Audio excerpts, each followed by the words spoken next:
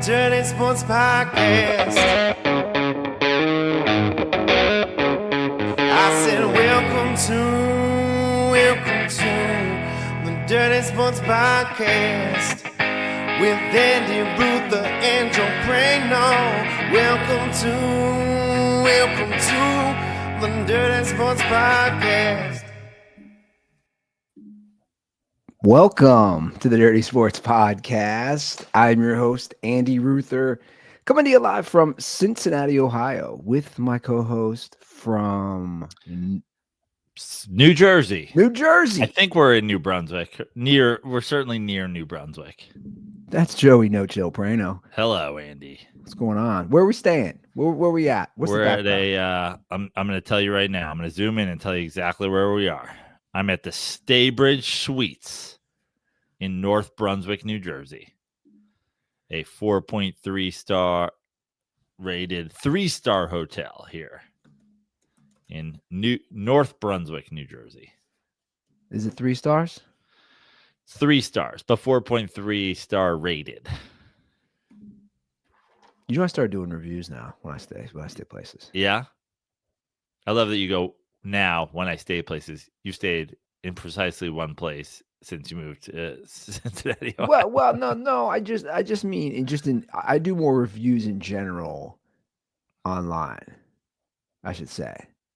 Like, just, and it's not about being a Karen, because like if it's good, it's good. Like it just, my thing is like, I almost feel like this might be stupid. Like I'm paying it forward. Like I want people to know, hey man, because if I'm in that boat, I always go to the latest, right? When I do reviews, like what are the last whatever months.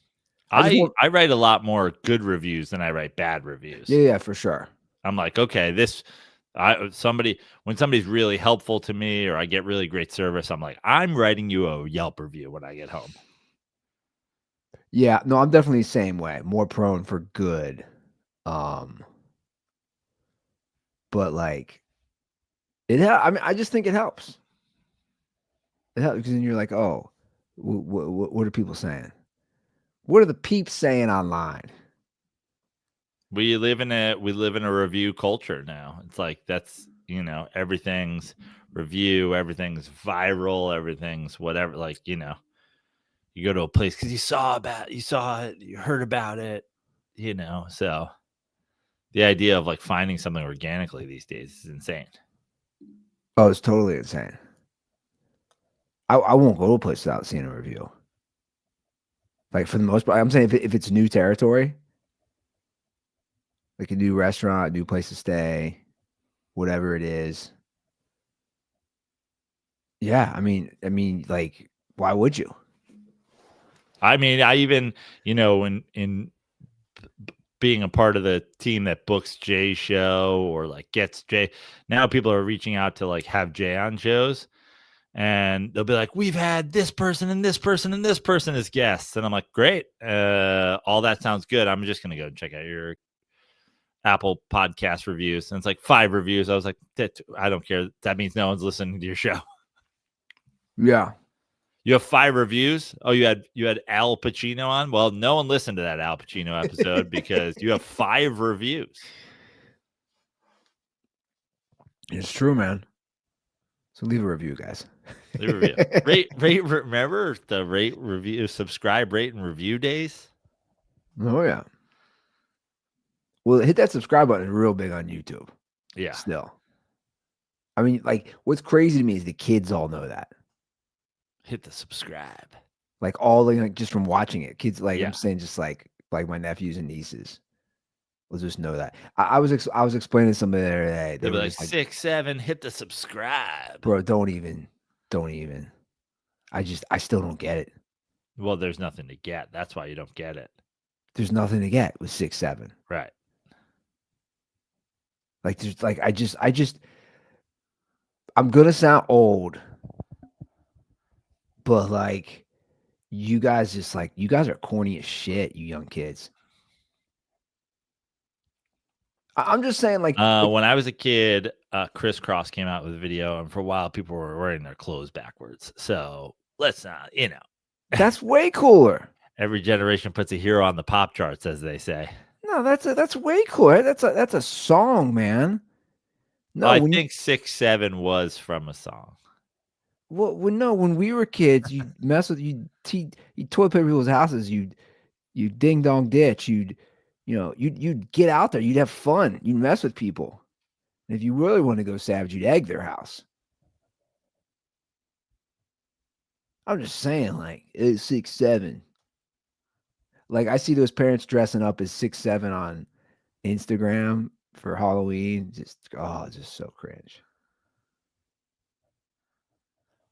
Indeed. It's lit, fam.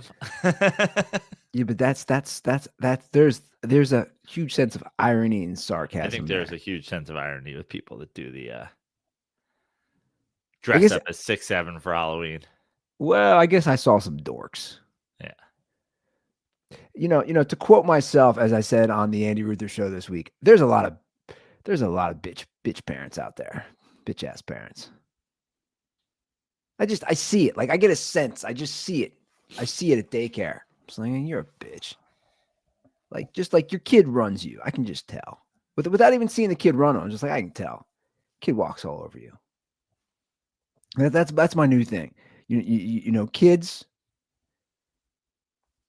are, and first of all, like not like I'm like a dictator or anything, but not at all, not at all.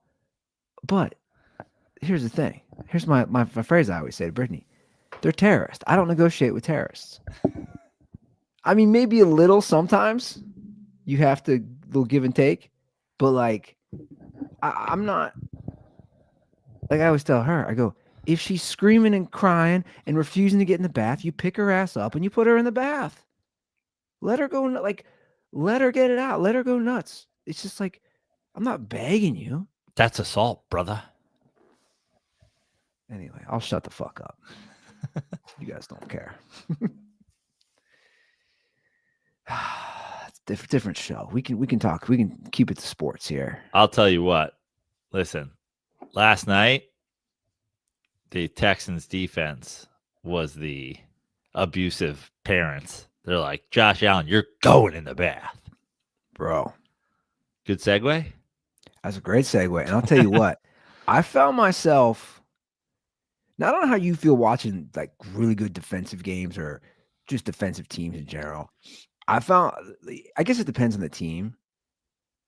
I found myself really enjoying last night, I think because I probably hadn't watched enough Texans this year. I knew the D was good, but I found myself really just enjoying, and I'm a huge Josh Allen guy, as we know.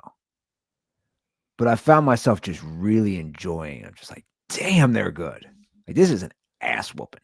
I only got to watch the second half of the game, and it's crazy how late everything is when you're on the East Coast. I only got to watch the second half of the game. I got in the car. Second half, it's just starting. So watching in the car, got home to my sister's place in time to see the last, 4 minutes of the game or something like that. So I wasn't tuned in the whole time, but just and this is almost a testament to how great they were defensively. When you're driving and you got the car, like I had the game on video in the car. So I'm listening to it really, but I'm also peeking over every time, I've got a chance to do that. And then I watched the last 4 minutes of the game. It felt like every time I peeked over, Josh Allen is backpedaling and throwing the ball quickly. Yeah. And I was just like, God damn, they must have been getting after him the whole fucking game. It was crazy to me. Obviously, shout out to the Texans defense, which is hit a new level. But it was also crazy to me. I'm like, maybe start mixing this up. Like, you might have to start changing your offensive strategy if every time it's backpedal, off the back foot, flail the ball away. Like, perhaps you need to start going with some two-step drop, quick hit, the quick pass, a screen here and there. Like, I don't know. It felt like that Houston's defense was really good, but that they got checkmated right at the gate. The Buffalo's offense really didn't adjust for how much Josh Allen was getting pressured. I mean, they had that one big run. I believe it was it? I think 4th and short where Dalvin Cook scored early. And that was their first touchdown. I think they scored first, if I remember correctly. But yeah, after that, because let's not forget, one of those touchdowns is a 97-yard kickoff return. So he didn't do shit, man. Yeah. Like, I've never seen, like you said, Josh Allen is just so hard to bring down, and he's such a big guy. But I don't think I've ever seen him in a game, and I'm sure there's been one before, where he's like this bruised and battered, where he's just getting lit. Because he can deliver just as many blows to the other team, right? Because he's such a big, powerful Not guy. when he's going backwards. Yeah, but like it just, I don't know. I was telling you before we started the show. I said, look, the division is interesting in a way because I know Indy's got a 3-game lead on them, but they're hot. They've won 6 of 8, and they've won, a bunch of these games without their starting quarterback. I mean, they've won it with Davis Mills.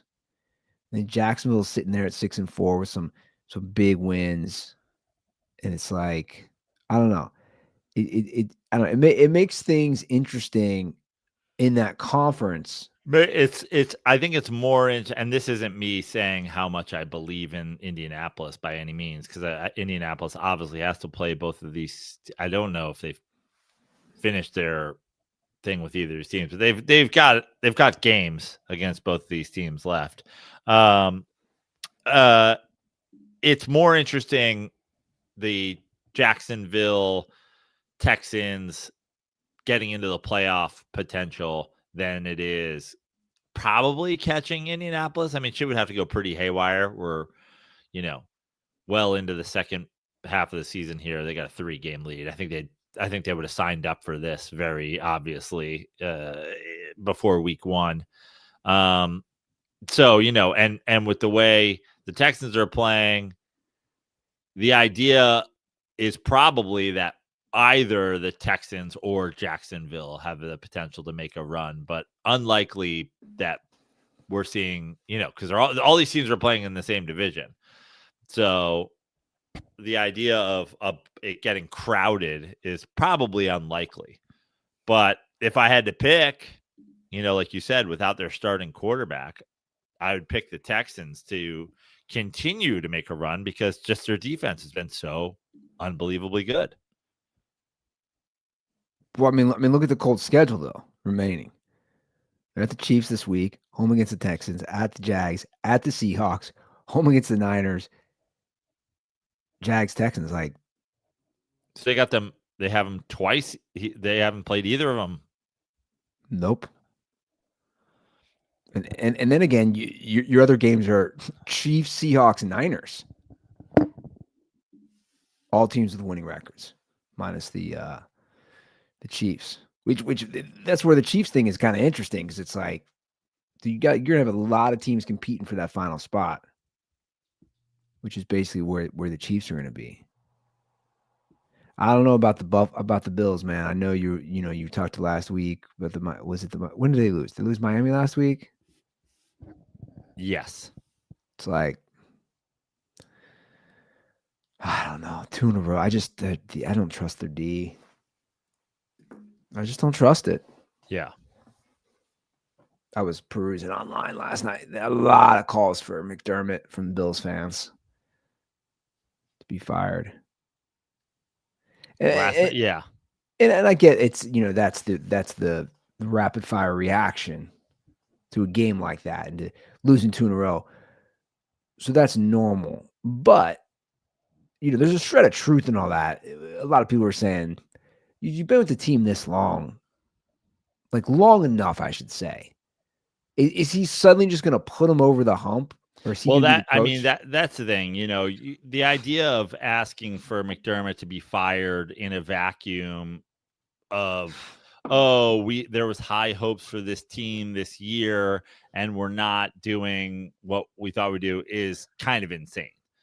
But in the grand scheme of things, you've had high hopes for this team a lot of years. No Super Bowl appearance. Now, listen, judging a coach based on no Super Bowl appearance when you're in the conference with the Chiefs. It's kind of hard to do. It is tough. But when you combine those two things, no Super Bowl appearance, haven't gotten over the hump against the Chiefs, and disappointing season where everybody had high hopes, and the Chiefs aren't one of the teams that's even ahead of you, you get to a point where it's like, hey, man, if this year, I would almost say, if you're not in the AFC Championship game this year, which seems like not a crazy bar because you've done it before, if you're not in the AFC Championship game this year, now we've regressed, and maybe it's time to look elsewhere. Well, you bring up the Chiefs. That's a great point. Chiefs finally have a average year, and some of these squads are just not taking advantage of it. And I think that's the huge thing with some of these quote unquote Super Bowl contenders. I mean, I saw a post from Dan Orlovsky, which I don't know, I think he's kind of a total dork. I mean, he is. I'm not kind of. But it was an interesting post. He said, like, you're possibly looking at, what did he say? No Lamar Jackson, no Patrick Mahomes, and maybe even like a no Josh Allen, like in the play. Like, it's just, and I think the Bills will make the playoffs, but it's like that's kind of wild. But it's week 12, man. Like, these are all realistic possibilities. Oh, and he had Burrow. That was it. Yeah. Which I'm like, well, this will be third year in a row, Burrow. So let me ask you something. I saw a Burrow comment playing on this week. I was just looking. All right, go ahead. Go with the comment on YouTube. But it's related to Burrow, actually. I want to hear your take, because I've actually just I've thought about it. I don't know how I feel, and I already know what you're gonna say, but Burrow is it's TBD, apparently. And I think they're also realizing, I guess the Bengals play on Thanksgiving. So they have 2 games in 5 days. So I think part of the thinking is, are we going to have Burrow come off this injury, whereas basically it's unheard of, to be honest. The surgery he's had, the guys have come back in season, let alone 2 months. We're going to have him do that and then have a Thursday night at the Ravens on Thanksgiving. That seems kind of reckless. My thought process is this. The fact that it's TBD is all I need to know. I don't want him playing in a week where it's TBD. If you say, listen, I'm a football player. My job is to play football. If I'm healthy enough to play football, I'm playing football. Okay. Well, it's Friday. If you're not sure you're healthy enough to play football on Monday of that week, Tuesday of that week, let alone Friday of that week, then if you're my franchise quarterback and our chances of making the playoffs are essentially 0, then you're not playing football for me that week. Come Thanksgiving Thursday, you're like, oh, I'm 100% now. Okay, cool. Now, there's some part of me that's like, you're the franchise quarterback. We're not making the playoffs anyway. What's the point of me playing you this year at all? But if you're 100% healthy, like I am healthy, I'm as healthy as I would be if I waited until week 1 next year, which may or may not be medically true. Well, that's where I think it gets gray. Like, does the team doctor? Do the Bengals have a team doctor? Brother, do the Bengals even have a team doctor, or are they like me and they just go to ChatGPT for all medical advice now? Legit question: do the Bengals have a team doctor? I think there's a better chance that the Bengals have a long-time team doctor that they pay some ludicrously low salary because they had to have one before ChatGPT existed. Then there is a chance that the Bengals pay for ChatGPT premium. Okay. Yeah, that makes sense. I sent this. I'm bringing Prano back in. He's like, God damn it, I'm back in with Justin and Ruther, but I couldn't resist because they were funny ones. I mean, their cheapness has no bounds. I sent this one the other day. I mean, this is Katie Blackburn. This is Mike Brown's daughter. I think it's insane. Flying commercial. Yeah, it's crazy. Somebody tweeted on my Delta flight to Charleston. My immediate reaction, of course, she flies commercial. Owner of a multi-billion-dollar NFL family. I mean, am I off base here? That's insane to me. That's absolutely insane to me. Yeah, it's crazy. It just can't be like. Why? Yeah. And we know why, because they're cheap. We know why. If I would love it if they were like, because I don't need a private jet and it's bad for the environment and et cetera, et cetera, et cetera.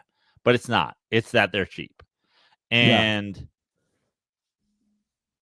that, listen, I'm glad she's flying commercial, but she's flying for Bengals fans. Just know she's flying commercial because they're the cheapest franchise in the NFL. Like, without a doubt. Yeah. I just can. And not that it's an apt comparison because there's different levels of wealth with these owners. Can you imagine though going on a Delta flight and you see Jerry Jones or any of these guys? Name an owner, like any owner. Name an owner. Let me put it this way. I know. To be fair, Jerry Jones occasionally flies commercials so he can fuck a gate attendant and never pay for her baby. That's true. But that's the only reason his private jet still flies behind them. He's like, just in case I got to get out, hop in another one. But yeah, otherwise, he's cheap in a whole other kind of way. Let me put it this way. Like, I know someone, one of my brother's good friends does pretty, obviously very well. He has a private jet. But there's doing very well. And there's, the post says, team valued at $5 billion NFL owner. That's a whole other level. You're making, the numbers are out there. It's public information what they're earning after expenses. You're making $100 million a season as a family. Now, to be fair, I know people who are in families that they fly commercial a lot. There's only one jet. Okay, fair. I don't think the Bengals have one jet.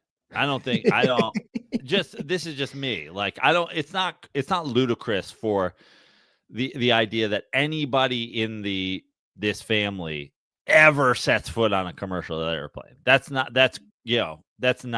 there's levels of rich, and there's not really a whole lot of people on earth who are like, our whole family flies private all the time because we're constant, whatever. But I don't think the Bengals have a private jet. I don't think the family has a private jet. I'm just stepping out on that limb. Well, I'm going to agree with you. I mean, I'm gonna totally agree with you. I just don't think they do. It's just comical to me. So this is what I wanted to bring up as far as Burrow. I saw this. Let me pull it up. I saw this YouTube comment. I'm assuming it is a Jared Goff defender, Jared Goff Lions fan. Oh, here we go. They brought Burrow, and the truth is, it made me think because I've been one to bring up this stat a lot. Joe Burrow has proven he can't make that fourth quarter drive to win in the playoffs as well. Interesting. So there's a nuance here. There's the big Joe Burrow stat, which I like to throw in people's faces, like ride or die Joe Burrow guys, that he's played 7 playoff games. He's never had a fourth quarter touchdown drive. He's never thrown a pass. He's never handed the ball. He's never had a fourth quarter touchdown drive, which is pretty interesting. Now, they've won some come from behind games in the fourth quarter with field goals. But the point is, in 7 games, he's never led a drive to score. To me, that is the most damning Joe Burrow stat that there is, in my opinion. Like you've never, and again, I feel like in a way I'm a Joe Burrow truther of like, not even Joe Burrow truther. I'm a Bengals Super Bowl followed by AFC Championship truther of this was the defense in those 2 runs, and it's backed up statistically. You can look it up. So I feel like it's not a knock at Burrow. It was he did just enough. So that's what I've always said. He did just enough. So he's going to bring in Jared Goff, and I'd say, well, Joe Burrow's also, I would counter that, and you probably would agree, or you will agree. It's like Joe Burrow's never had just like meltdown games in the playoffs. Also, Joe Burrow went to a Super Bowl with the Cincinnati Bengals. Yeah, exactly. When Jared Goff goes to the Super Bowl with the dumpster fire Detroit Lions.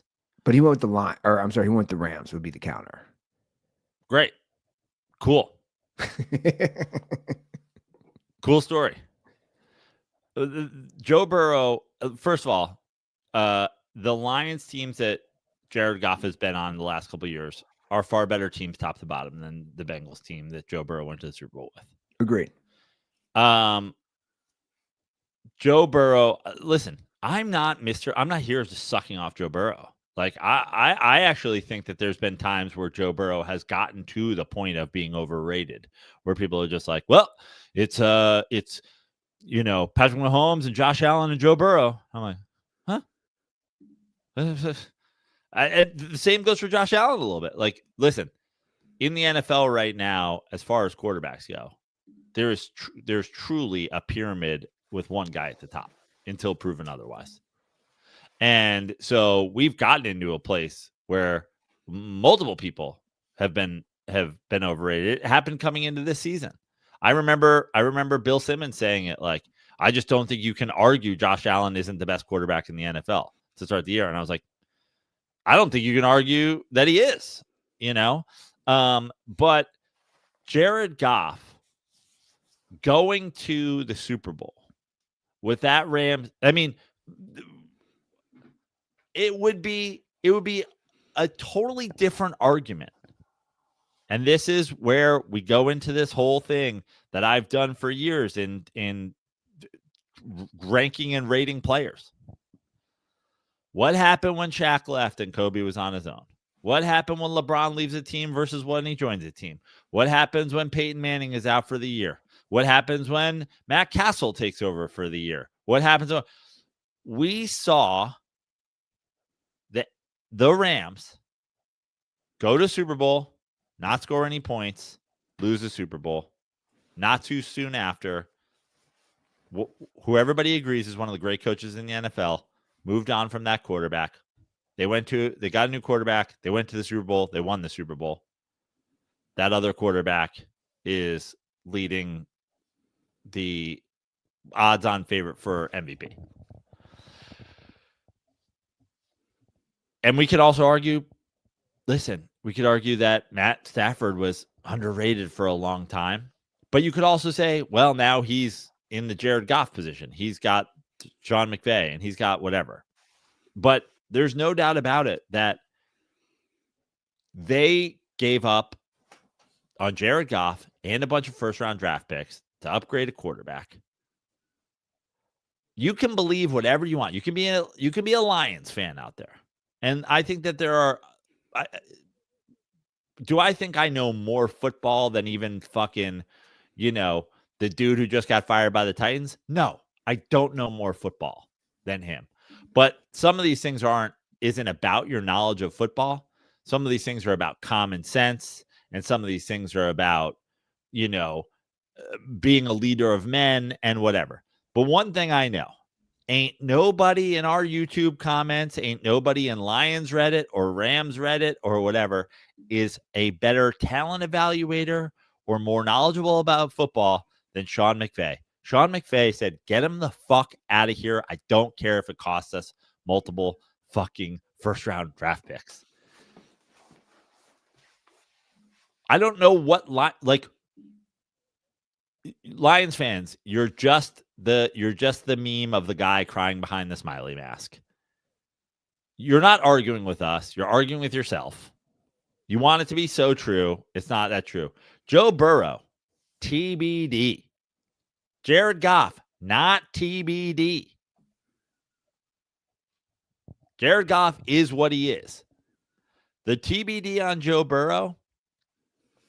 What's Joe Burrow? Can Joe Burrow stay healthy? TBD. Well, I would throw another TBD in that too. My other TBD for Burrow would be, what can he do without elite receivers? Right. So like that's one I've always said again too, because I think, you got it. Brandon's trying to work on his mic. Anyway, that's another Burrow TBD for me. Is that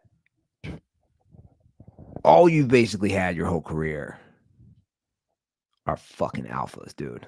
That's, listen, my mic went out just as I was about to say the other TBD is him without elite receivers. Yeah. Which can absolutely, no doubt about it, blow up your passing stats. Yeah. Yeah, I and to answer that, I think obviously we both agree. Like, I'm not gonna put like Joe Burrow is definitely above Jared Goff, and then I mean you made the point, and that's the point is that again I'm saying the defense led that run. He did just enough. He made some huge throws, some huge drives. So like you have to give him credit where credit's due. Also, it's the fucking Bengals, man. Right. The Bengals were basically a play away from the Super Bowl. Right. But they didn't win the Super Bowl. They did. And here's the thing. They got there. They haven't gotten close to getting back. We now have a situation where if they want to get back, they're going to have to improve their offensive line. They're going to have to improve their defense. That's going to entail him not having the weapons. We're going to have to, if Joe Burrow is going to have the opportunity to prove, can he drive a team down and win a Super Bowl game? A lot's going to have to change. And all the stuff that we're talking about is going to have to come to life. You're going to have to do it without elite receivers on both sides. So a lot of question marks about Joe Burrow. Lots. No question marks about Jared Goff. I'm done with it. I said my piece last episode. I'm done with it. The conversation, I'm not going to get all worked up about Jared Goff anymore. It's over, guys. It's over and done. You guys can get worked up when Jared Goff leads the Detroit Lions to winning the Super Bowl. And I'll be here waiting for it.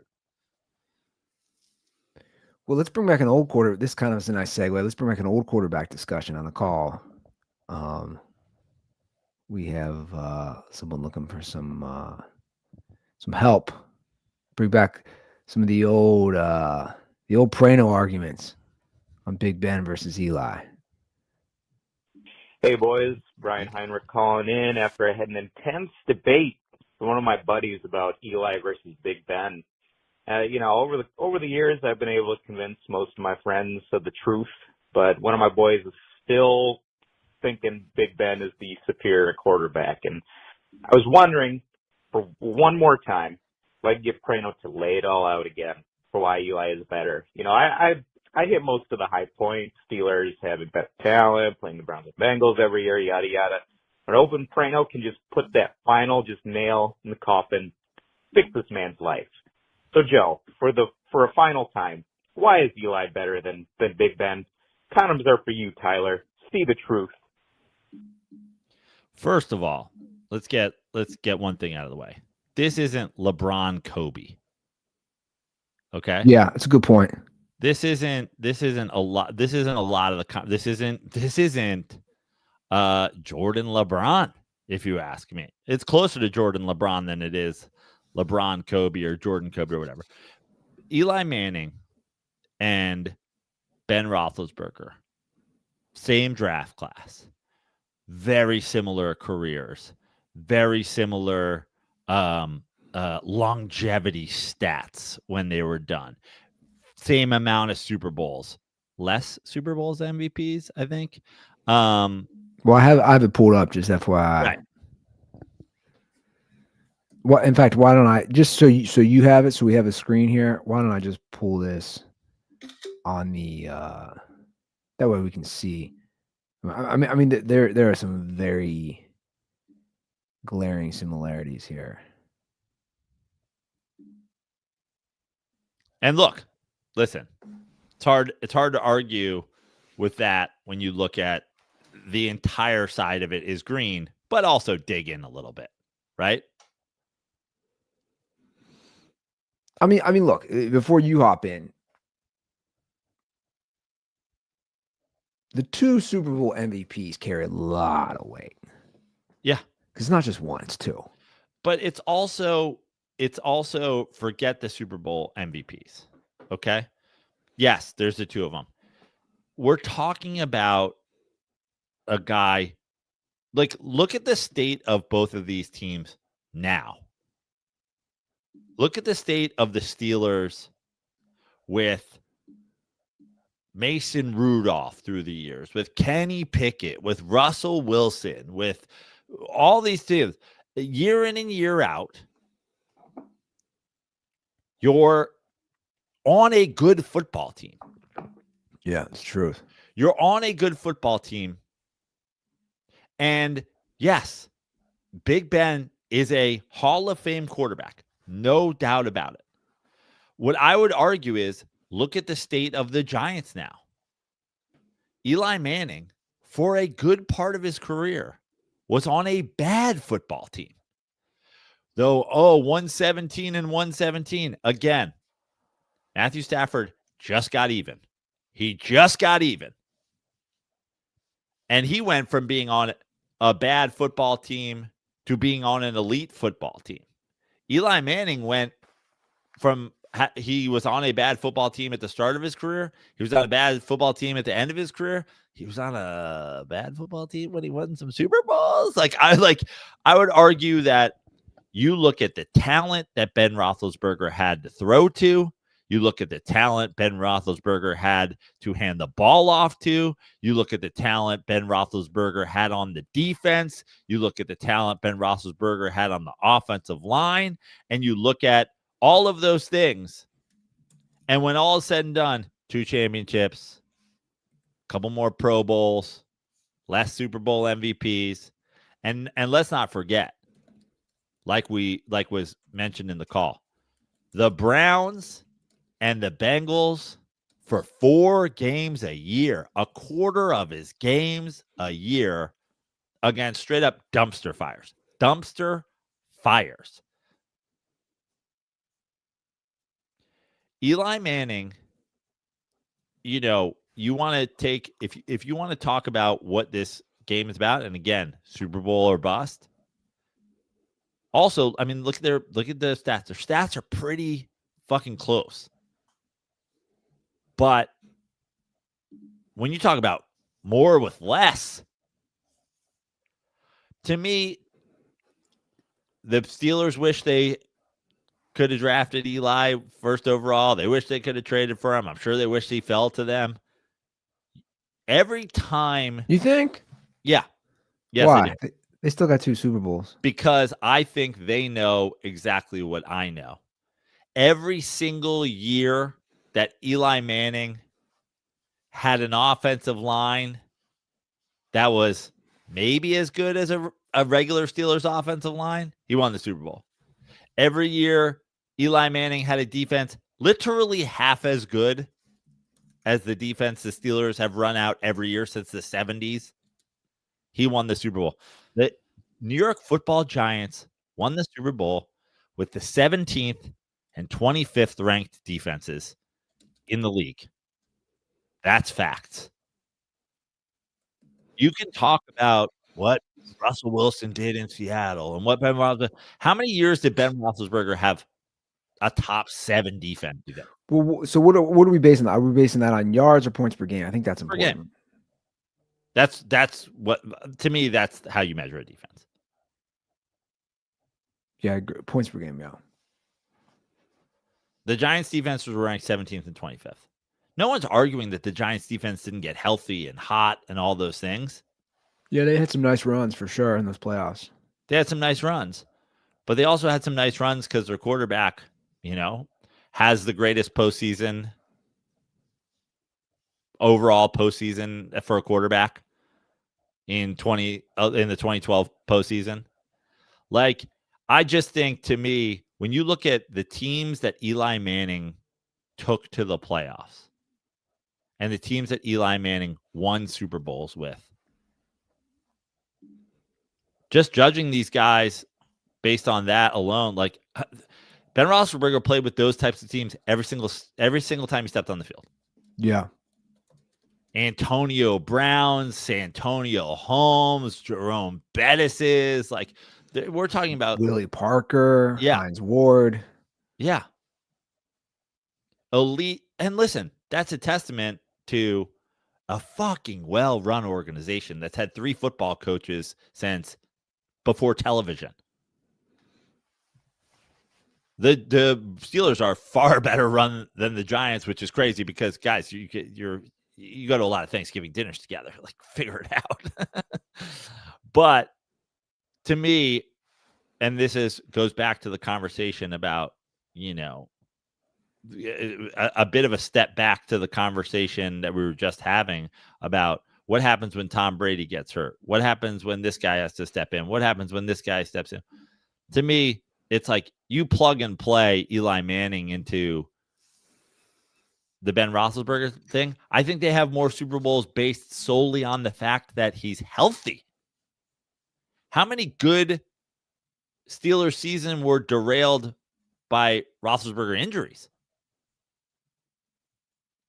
Yeah, it's true. You get hurt a lot. Don't forget, we first got a peek at the Mason Rudolph experiment at the end of the Roethlisberger fucking career. That's true. How many times do we have a hobbled Roethlisberger, a hurt Roethlisberger, and out Roethlisberger as compared to Eli Manning? The Charlie Batch era.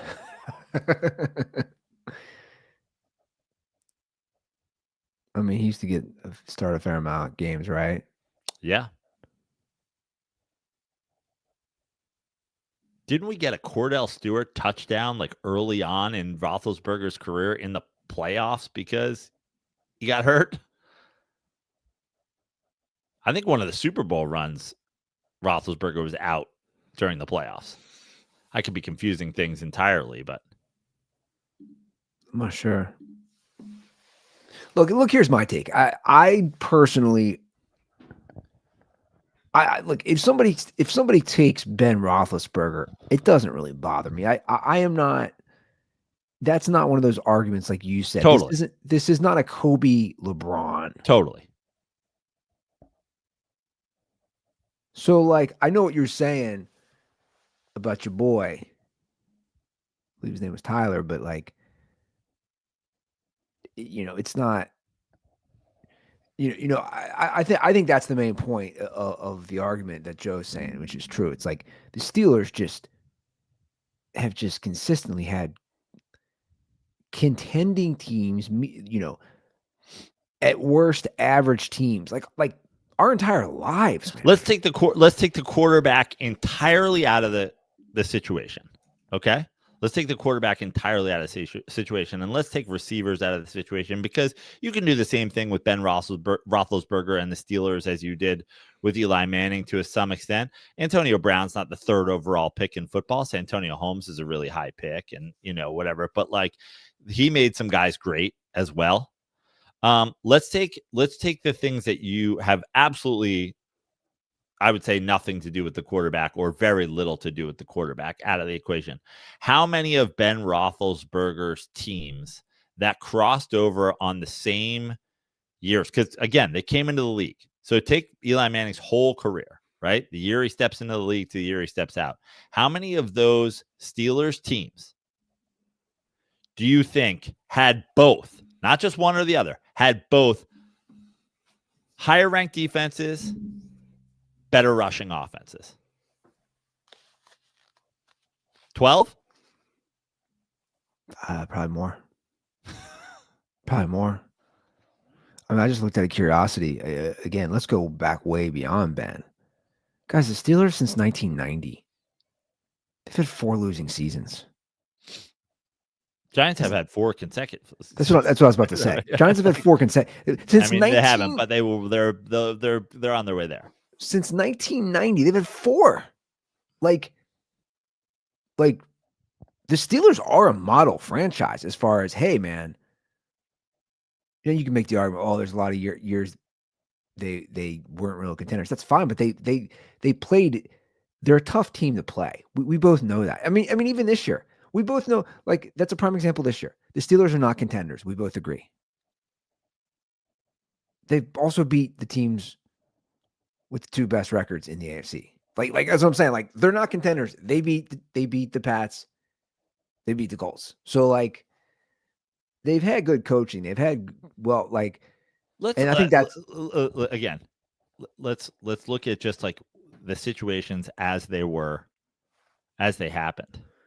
How many Steelers Super Bowl runs were derailed by a Pats team that Eli Manning is going to go to the Hall of Fame for beating? That's a good point. Oh, they got through that. They got through that Colts team the year they won that first Super Bowl. Oh, they got through this team. Oh, they got through that team. Oh, they got through the Ravens that one year. Oh, they beat the... How many of them were undone by a Pats team?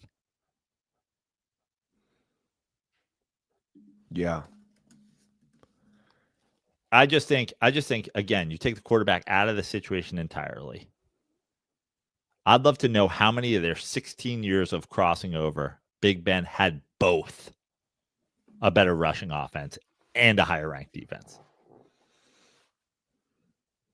If it was every year, I would not be shocked. I was just gonna say, I'm just like my wheels are spinning right now. I wouldn't be shocked. Yeah. I'd be like, wow, that's impressive. That's like, it's crazy, but I wouldn't be shocked if you told me every. I mean, Joe, I just need, like, people forget like a Willie Parker after Jerome Bettis, and then obviously, Le'Veon Bell. Like, dude, Le'Veon Bell, unbelievable. But even Connor had a great year or two. Like, they literally just churn out like good running backs that even if they just give you 2 good years. I mean, it's like running back you over there for the most part.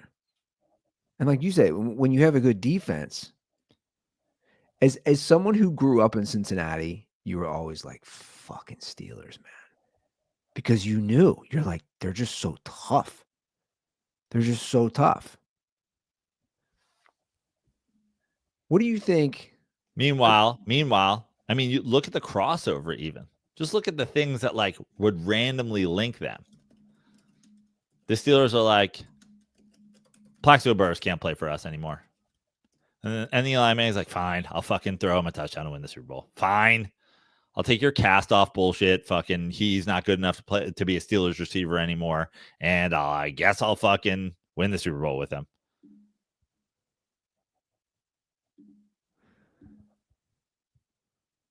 I mean, dude, this is insane. I just put it in our chat GPT. Ben Roethlisberger head-to-head against the Cincinnati Bengals and Cleveland Browns. 24-10 against the Bengals. 26-3-1 against the Browns. He's combined 50-13-1 against those 2 teams. It's 37 wins. Against 2 teams. Let's go back to that head-to-head stat. I wonder how many more wins Ben Roethlisberger has than Eli Manning. Head-to-head? Just total, Eli had his 117. Ben had his how many? 160? Let me pull it up again. 165, 37, and all of a sudden you're at 154. If you just add the wins against the Browns and the Bengals, which, by the way, the NFC East, 0 dumpster fire teams, correct? Yeah, basically. Well, the Commanders were pretty. Were they? Were they? Yeah, they were bad for a while. Well, they weren't bad when the RG3 played for them, and they weren't bad when they weren't. they had a year with RG3. We have the NFC East is about to be, if the Eagles pull it off, won by the same team in consecutive years for the first time since before either of these guys started playing football in the NFL. Well, here's another argument too, which we haven't even touched on. Ben Roethlisberger is drafted 11th. Eli's drafted first. Like the point is, like, he went to, again, an organization that had 100% stability at that point, even though they were drafted. Like there's a huge difference between 11th and first. Now, Eli Manning was drafted first by the Chargers, but for people who don't remember, that was actually the Giants and the Chargers had the exact same record going into that draft. There was, I think, a 3-way tie for worst record in football that year, or a 4-way, which is crazy. Are we talking about Chile and Cincinnati? Or Yeah. 3 ways, 4 ways. There a 5-way up in here. And let's not forget. I've shared this before. Let's bring up an old Ruther curse. The way dive of Ruther curses. My buddy's got a party in college. Because Ben and I think Ben's a year younger than me. A bunch of people from my high school went to Miami, Ohio, right? Ben's got my buddy's got a party. Ben Roethlisberger's, I remember at the party, one of my high school classmates was is like go-to wide receiver in Miami.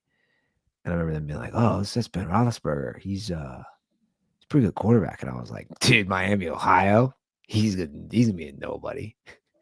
Like, I'm on record saying that, like, this guy's a douche. Like Miami, Ohio, he'll be a nobody. Now, listen, if you were going to make an argument for Ben, yeah, all the shit Joe said, Ben did it while raping. Like, that guy was busy raping. Lots of rapes, multiple rapes. Can't stop raping.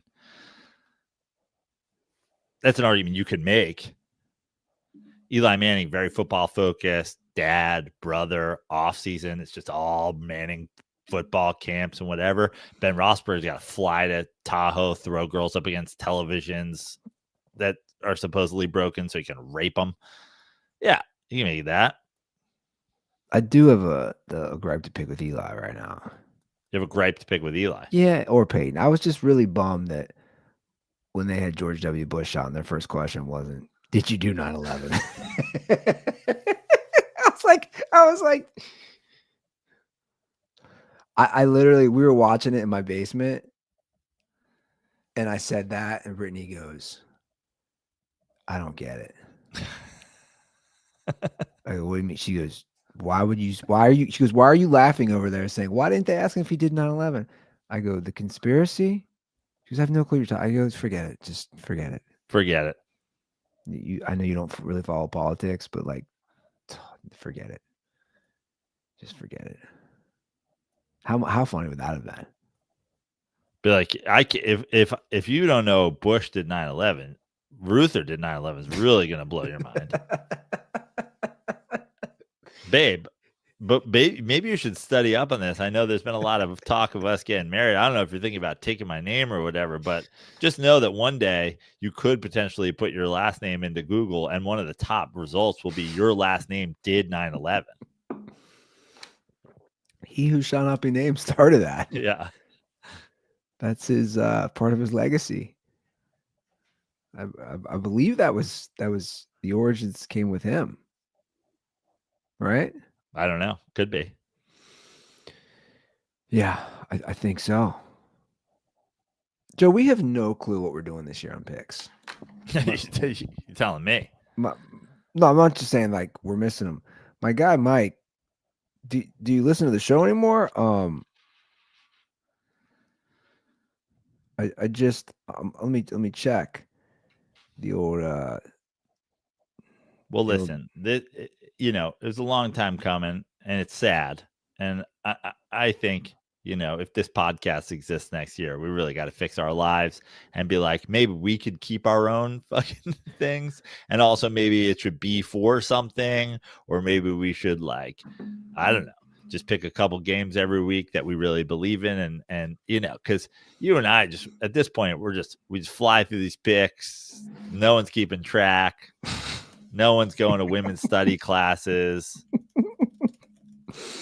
No one's going to IKEA for 24 hours, which I should do while I'm here in New Jersey. At the 3 times I've driven out to Jersey for the wedding and so far 2 nights of stand-up, I've driven by the IKEA that I had my panic attack in Elizabeth. I always find that fascinating that, like, that stuff gets to you. I don't know what it is. I can't really explain it. I think it's, I mean, I hate to say it, but I think that there is, I'm not going full fucking libtard on you here because I'm not, you know, I don't even identify that way. But I think there is just some of this, like, I think the magnitude of it, the specifics of the people there, the way they put you in the place, and then just like the gross consumerism, capitalism, all this shit's going into a fucking, you know, there's a little bit of like a Fight Club thing about it where we're just like, you're all buying fucking useless shit that no one needs that's going into a goddamn, you know, landfill one day. Like, I think there's a bit of like existential dread that comes into, like, all of us are here lined up to buy these things that mean nothing and aren't good quality and fucking crap and like what. Could we make that argument for a lot of things though, right? Yeah.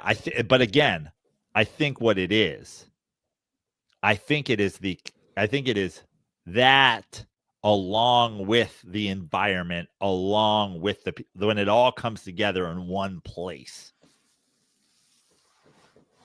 Like Costco's give it to me a little bit, but I'll just say, like, Costco ceilings are fucking 200 feet high. Yeah. So automatically that way, it's like less that. I've noticed Target does it to me a little bit. I think the IKEA thing is like, and now you gotta build it. Like, there's also that. There's also like, we're not even fucking done here. Yeah, I don't really understand it. The building it. This desk I'm currently on is IKEA, and the truth is, we kind of made this here at my house. We kind of looked at each other. I'm terrible at this. She was basically doing it. She like, I can't read directions. I just like, it's not my thing. I know it sounds weird. Like, I just don't like reading directions. I just lack of patience. I don't know. I'll build the fuck out of that shit, but I hate it. Yeah. And I hate it because now I'm like, oh, this stuff is crap. It is crap. Like, this desk is shit. It's crap. It's crap. There's no moving IKEA shit, basically. If it's big, if it's any sense of big, if it's a desk or a table or a bed, forget a bed. You put together an IKEA bed, you're taking it apart and you're putting it together in another place, burn it. Now you just got a creaky bed that doesn't go back together fucking right, because it's literally meant to be put together once and then meant to be thrown into a landfill, which is just gross. Again, it's all of these things just like happening simultaneously. It is a fucking perfect storm of existential dread for me.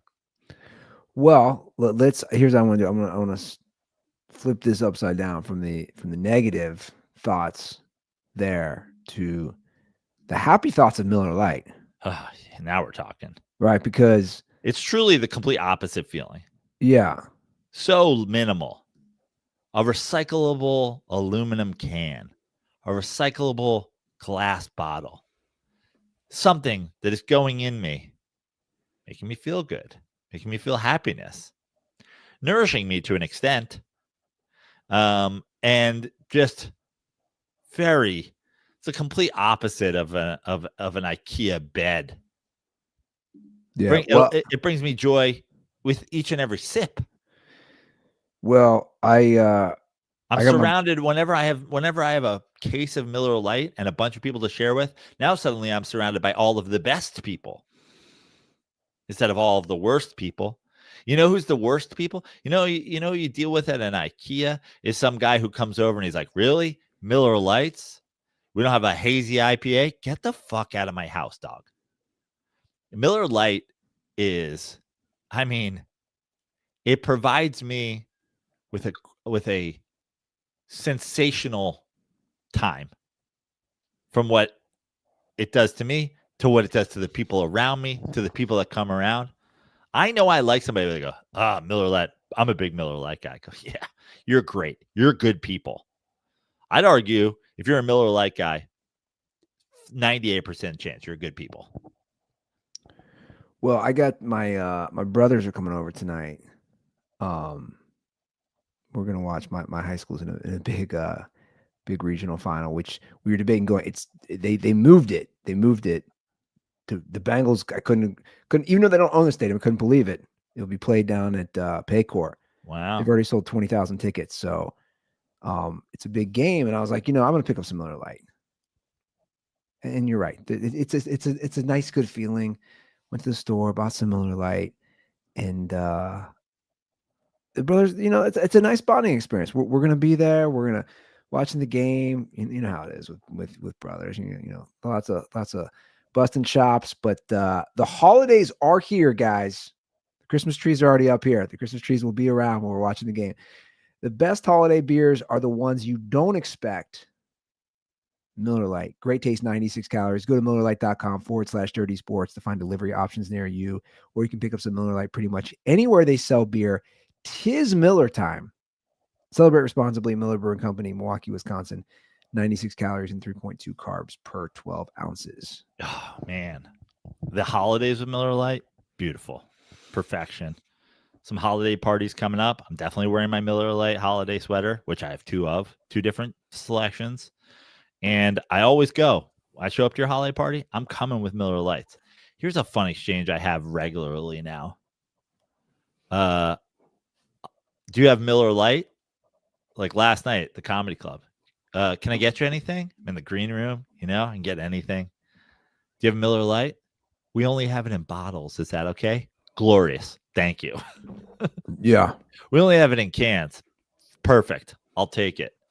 We have some on draft, but the draft spilled and it's in a puddle on the floor. We could give you a straw. Perfect.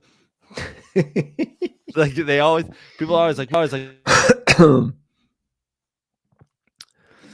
let's get to these picks. Again, we don't know. We're just gonna get through them. It's good though because it gives us a chance to talk more football. Oh, yeah. All right, Let's go. Let's see here. Steelers Bears from Soldier Field. They're holding. I feel like they're holding the Aaron Rodgers situation pretty close to the chest. To me, it doesn't really matter. Like Mason Rudolph, he's good for like a few games. He is like he's a serviceable backup. It's not like Aaron Rodgers was lighting the world on fire. He's good for a few games. He looked good in that second half against the Bengals. Really doesn't affect my pick. I am basing this off. What's the spread of this game? And you said it's in Pittsburgh, correct? No, sorry, it's in Chicago. In Chicago. Chicago's a 2.5-point favorite. I'll go first. I am just basing this off just law of averages. The Bears have, I believe, won 7 of 8. So I just think they're due for a loss. Pittsburgh D has had some fairly decent games recently, and I think they step it up. Again, I don't really care if Rudolph or Rodgers is playing. I think I'm going to put the Steelers to win straight up.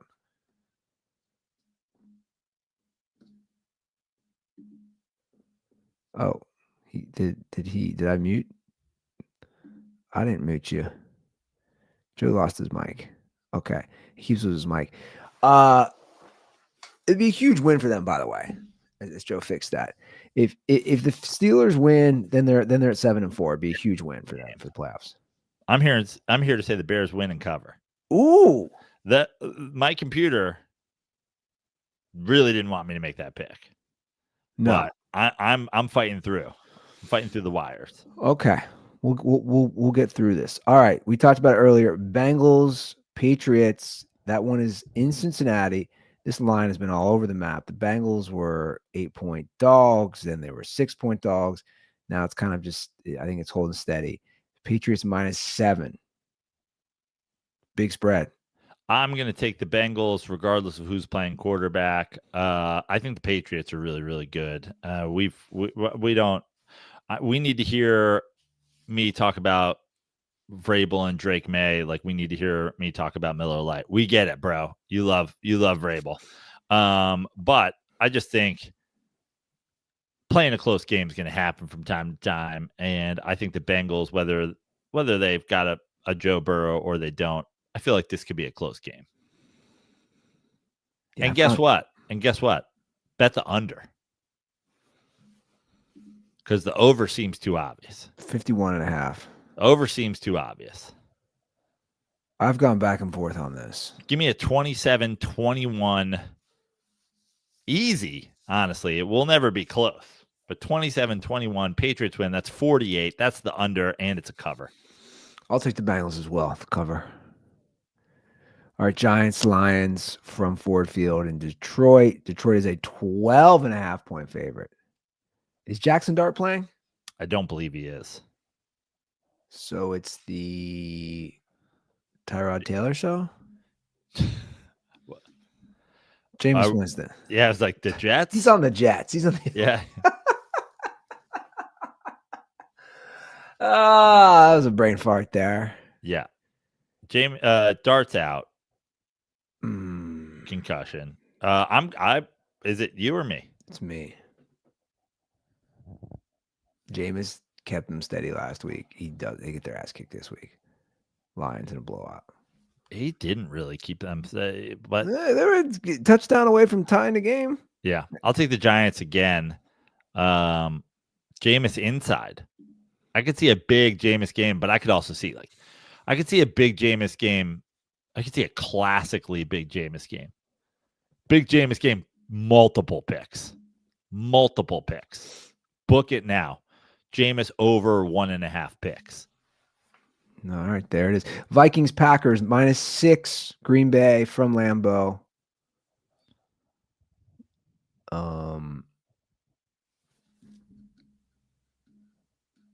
You are up. Have the Packers beaten anybody by 6 since week 1? I'll take the Vikings. I'll take the Packers. Wow. I really, really, really want to believe in this Packers team. Well, I just think, I don't know. I feel this is where this is a tough game for McCarthy. McCarthy has really struggled, to be honest. Yeah. And which is normal for the first year as a starter. I think he's going to struggle in Green Bay this time of year. Micah Parsons, good luck. All right, Seahawks, Titans, big spread here. This one is in Nashville. Seattle is 13.5-point favorite. They struggled big time last week. So we do have west to east. We got a pretty good Seahawks defense, though. We're gonna get a rookie quarterback. That half point, I can see a blow up. That half point's too big. I'm gonna take the Titans. I am gonna take the Seahawks. Like you said, good defense, terrible Titans team.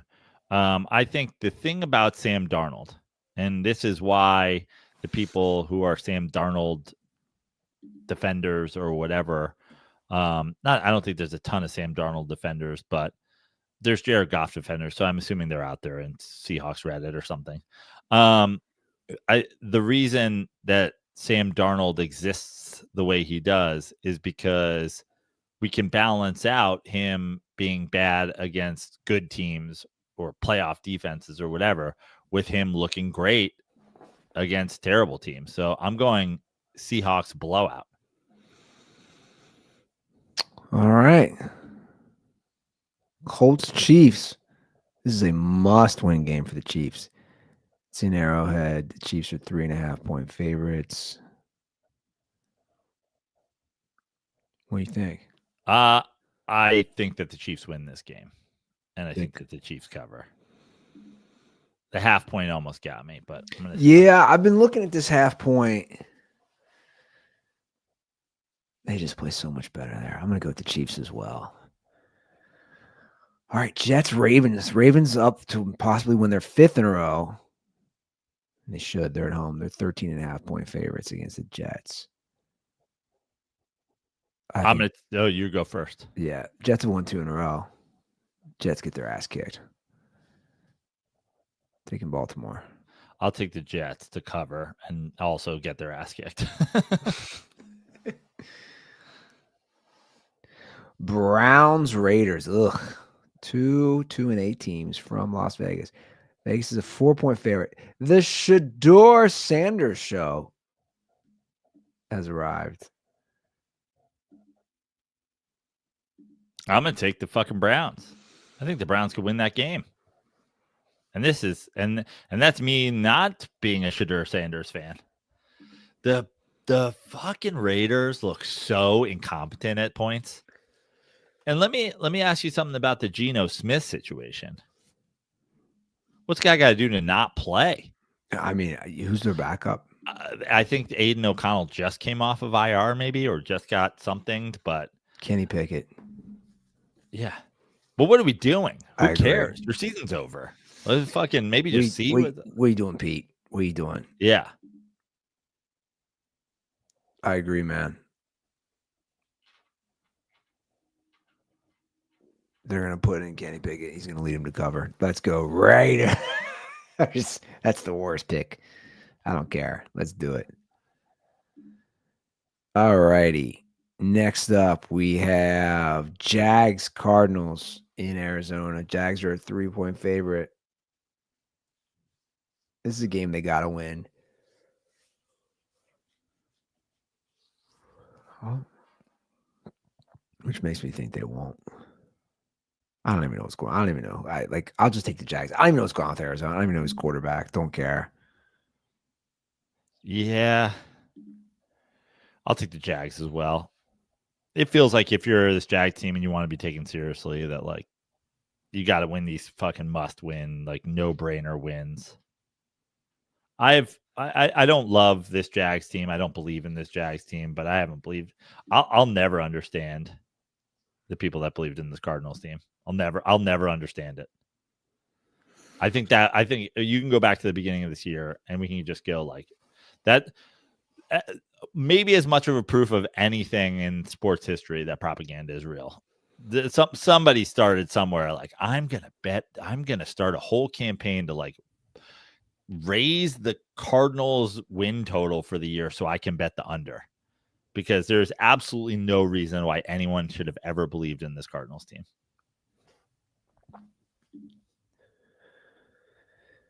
All right, Eagles, Cowboys from Dallas.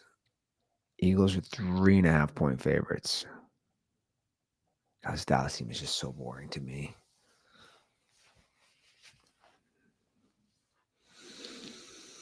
I think you're up first here. I'll take the Eagles. I hate the Eagles. I don't believe in the Eagles. There's all this, so much talk around the Eagles. Yeah, there is. It's crazy. You know what?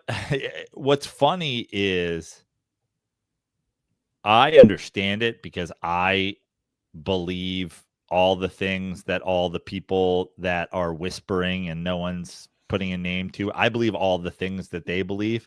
But my God, at some point during the year, if you're an Eagles exec or you're an Eagles coaching staff or whatever, your quarterback's got a 16-1 TD to interception ratio, and you guys are going to be in the one. Like, maybe just like, who cares? Like, maybe just let's just accept that let's just go in saying, hey, we'll deal with that next year.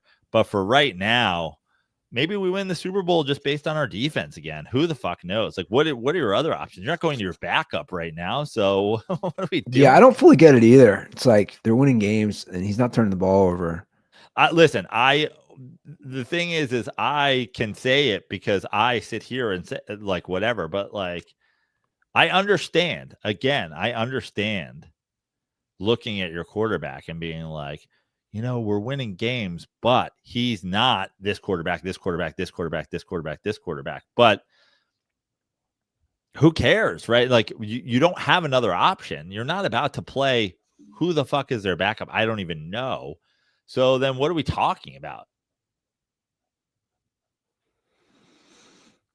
So that being said, I believe in the Eagles defense more than I believe in the sham Cowboys offense. Yeah, same. I'm gonna take the Eagles. I also can see the Cowboys winning this game. Yeah, but I don't same. think they will. Falcons Saints. What a mess the Falcons are. The Saints are a 2.5-point favorite here, man. Wow. That's The world has come around on fucking Kirk Cousins. So I'm gonna take the Falcons. Yeah, same. Ooh, good Sunday night one. Bucks Rams. Again, Bucks big dogs. 7-point dogs. In LA? Mm-hmm. No, Bucks.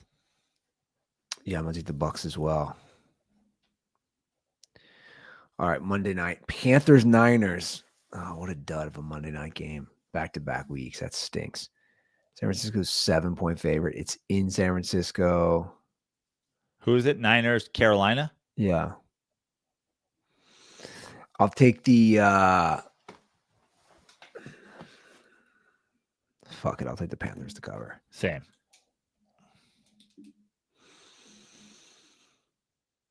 Eight 859-832-0478. That's the hotline.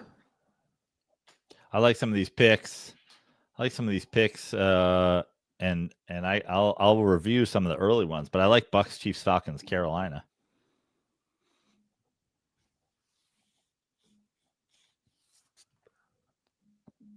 Yeah, I do too. Maybe I can get something going this week. I've been striking out left and right. All right, guys. I think that's the show here. We'll be back on. We'll figure it out. We got holidays, and I think you're in Las Vegas next week, right? Yeah. So just be in the hotel rooms, easy peasy, whatever you want to do. I'm available to do. If you want to come see me next week, I'm at Brad Garrett's every single night except Thanksgiving night, Monday, Tuesday, Wednesday, Friday, Saturday, Sunday. If you happen to be listening to this and you're in Greater New Jersey but couldn't make it out to my headlining set last night, I'll be featuring for the great Rocky Dale Davis all weekend. Super duper funny guy, really good dude. Excited to be working with him. Excited to be at the Stress Factory for the rest of the weekend. And shout out to Kyle Aronofsky, Hall of Fame dirtball. Made it out last night with his lovely girlfriend. Happy birthday today to his lovely girlfriend. Coming out on the eve of her birthday to support the show. Love that. So here you go. Fellow, was she a Sagittarius? Fellow Sagittarius over there? I don't know signs. Is it? I don't know. Know. Are you a Sagittarius? Yeah, my birthday's next week, so I'm just assuming. I'm assuming. So happy birthday and happy Sagittarius month to Hall of Fame girlfriend Emily. Shout out to Emily. Kyle was like, you got to turn the turtle thing into a bit. And I was like, I probably should. But I was like, it's crazy that there's so many things, I've talked about this, so many things that from my family where I'm like, I can't because no one will believe it. It's a great story, man. It's an all-time story. Yeah. It's a great one. All right, guys. Thank you for listening. Thanks for watching. Have a great weekend. And as always, stay dirty.